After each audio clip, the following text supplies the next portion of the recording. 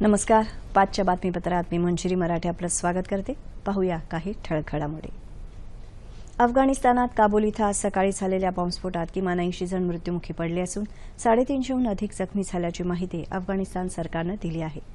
दूतावासाजवळ हा स्फोट झाला असला तरी भारतीय दूतावासात उपस्थित असणारे सर्व लोक तसंच कर्मचारी सुरक्षित असल्याचं भारताच्या परराष्ट्र व्यवहार मंत्री सुषमा स्वराज यांनी सांगितलं. काबूलमधल्या या स्फोटाचा तीव्र निषेध करत पंतप्रधान नरेंद्र मोदी यांनी भारत पूर्णपणे अफगाणिस्तानच्या पाठीशी असल्याचं प्रतिपादन केलं आहे. राष्ट्रपती प्रणव मुखर्जी यांनी या स्फोटात बळी गेलेल्यांप्रती शोक व्यक्त केला आहे. सोसली आहे अशा जागतिक आव्हानांचा सामना करण्यासाठी उभय देश एकत्र लढतील असा विश्वास पंतप्रधान नरेंद्र मोदी यांनी व्यक्त केला. आंतरराष्ट्रीय संबंध वृद्धिंगत करण्यासाठी आखलेल्या 4 देशांच्या दौऱ्याच्या दुसऱ्या टप्प्यात पंतप्रधानांनी आज स्पेनचे पंतप्रधान मरियानो राजॉय यांची माद्रिद इथं भेट घेतली. त्यानंतर दोन्ही नेत्यांनी प्रसारमाध्यमांशी संयुक्त संवाद साधला. भारतात पायाभूत सुविधा उभारण्यासाठी आर्थिक गुंतवणुकीचं आमंत्रण पंतप्रधानांनी स्पेनला दिलं. स्पेनशी आर्थिक आणि सांस्कृतिक संबंध बळकट करण्याबद्दल तसंच उच्च तंत्रज्ञान क्षेत्रातल्या भागीदारीबद्दल मोदींनी स्पेनच्या पंतप्रधानांशी द्विपक्षीय चर्चा केली. त्यानंतर उभय देशांदरम्यान 7 करारांवर स्वाक्षऱ्या करण्यात आल्या. शिक्षा झालेल्या व्यक्तींच्या हस्तांतरणासंदर्भातल्या महत्त्वाच्या कराराबरोबरच अवयव प्रत्यारोपण, सायबर सुरक्षा, नवीकरणीय ऊर्जा, हवाई वाहतूक तसंच तंत्रज्ञान सहकार्यासह स्पेनमध्ये परराष्ट्र सेवा संस्था स्थापन करण्याविषयीच्या कराराचा त्यात समावेश आहे. शेतकरी शिष्टमंडळाच्या काल मुख्यमंत्र्यांबरोबर झालेल्या बैठकीत कुठलंही ठोस आश्वासन न मिळाल्यानं आज मध्यरात्रीपासून संपावर जाण्याचा निर्धार शेतकऱ्यांनी कायम ठेवला आहे. कर्जमुक्ती आणि हमीभावासाठी संप करत असून दूध आणि भाजीपाला विक्री शेतकरी बंद करणार असल्याचं अन्नदाता शेतकरी संघटनेचे प्रदेश अध्यक्ष जयाजीराव सूर्यवंशी पाटील यांनी सांगितलं. मात्र शेतकऱ्यांबरोबरची चर्चा सकारात्मक झाली असून योग्य वेळी कर्जमाफी देऊ असं मुख्यमंत्री देवेंद्र फडणवीस यांनी सांगितलं. मनी लॉन्ड्रिंग प्रकरणी काँग्रेस नेते आणि माजी मंत्री बाबा सिद्दीकी आणि इतर काही जणांच्या मुंबईतल्या घरांवर आणि कार्यालयावर सक्त वसुली संचालनालयानं आज छापे टाकले. मुंबईतल्या जवळपास 6 ठिकाणांवर छापे टाकण्यात आल्याचं ईडीच्या अधिकाऱ्यांनी सांगितलं. वांद्रे इथं झोपडपट्टी पुनर्वसन योजनेत आर्थिक गैरव्यवहार केल्याचा आरोप करत पोलिसांनी सिद्दीकी यांच्यावर गुन्हा दाखल केला.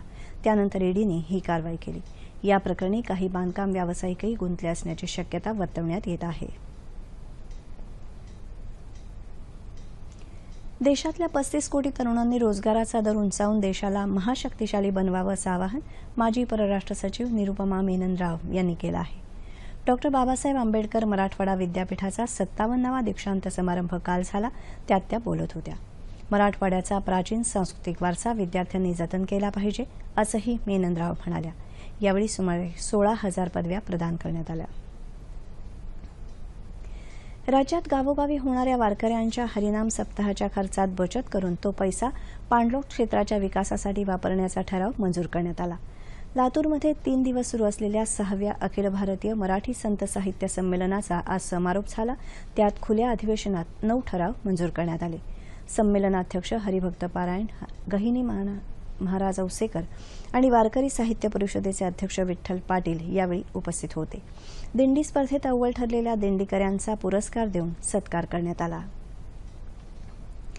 18व्या शतकात माळवा प्रांतावर मराठी हुकूमत असताना मुस्लिम आक्रमकांपासून प्रजेचं संरक्षण करणाऱ्या महाराणी अहिल्यादेवी होळकर यांची आज जयंती.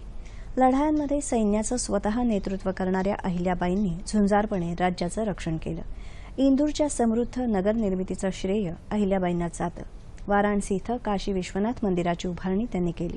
अनेक मंदिरांचं संरक्षण करण्याबरोबरच त्यांनी द्वारका, वाराणसी, उज्जैन, नाशिक, गया, परळी वैजनाथ इथं धर्मशाळाही उभारल्या.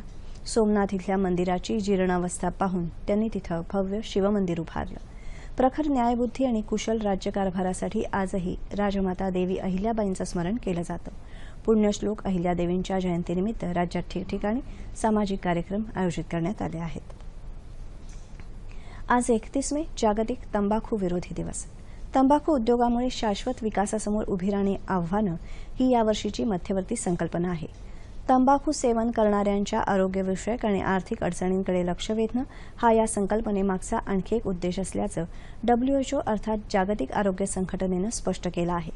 तंबाखूमुळे जगात दरवर्षी 60 लाख मृत्यू होतात. यापैकी 6 लाख मृत्यू अप्रत्यक्ष धूम्रपानामुळे होतात। याच्या गांभीर्याची जाणीव करून देण्यासाठी 1987 पासून दरवर्षी 31 मे हा दिवस WHOद्वारे जागतिक तंबाखू विरोधी दिवस म्हणून पाळला जातो। याबरोबरच हे बातमीपत्र संपलं।